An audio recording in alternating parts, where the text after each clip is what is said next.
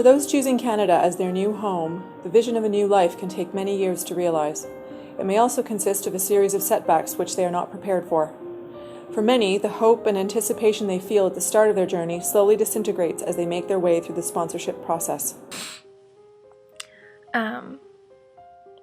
We have had a lot of setbacks in our relationship and thinking that we would be able to move to see each other. So during that time, I wasn't able to work because I wasn't allowed to.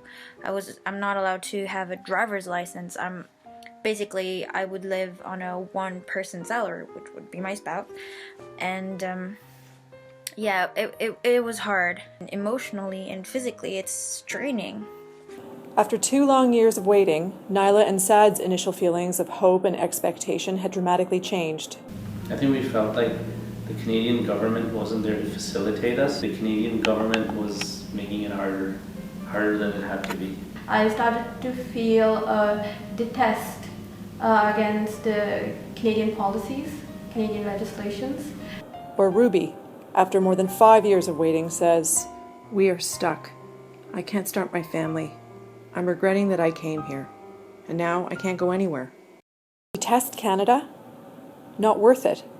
Regret?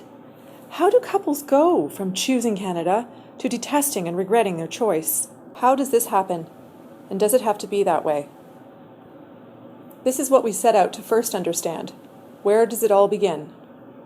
Through human-centered research and an outside-in perspective, we discovered that the beginning has different meanings for both the people applying to the sponsorship program and for the IRCC.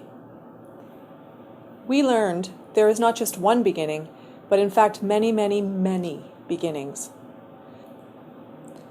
Some people experience entering the system multiple times, perhaps starting with a student visa, applying to become permanent resident, then a citizen, and then ultimately starting the process to sponsor their spouse. All of these entry points are linked. We realized we must understand the broader immigration experience and the full journey that people go through in order to improve the sponsorship experience. In the months leading up to submitting their application, every choice people make will impact the outcome of their application. Choices like, which sponsorship category should we choose, inland or overseas? And whom should we trust? Ourselves, friends, consultants, lawyers? This can sometimes cost upwards of $2,000. Now let's see what the experience feels like for the IRCC. They face the very real challenge of meeting quotas, routinely processing application documents, and correcting needless errors. The errors in files create rework for the IRCC staff, who are already resource-strapped and under the pressure of tight timelines. While the beginning has different starting points for applicants in the IRCC, one thing is consistent. Stress is rampant on both sides. On the applicant side, to cope with the stress, people turn to online communities that operate informally and provide help, support, shared experiences, and hope. If we want to improve the experience of the Family Class Sponsorship Program, the problem is not the process, the paperwork, or the time required. It's really about the lack of support available and the feelings of being left alone, waiting for an answer. With this reframe, we can improve this experience and change the most worrisome pain points for people. We asked ourselves, how might we alleviate stress and anxiety for everyone? How might we use the multiple beginnings as an advantage? Keeping this in mind, we proposed a twofold strategy that offers an advanced admission preference and personal support by IRCC to the people. It's called the New Leaf Initiative. It leverages the insight of the multiple entry points and the point system that is already being used for the candidates to become a PR or citizen in Canada. The record of the high-scoring candidates starting from visa to citizenship will be saved in an online database.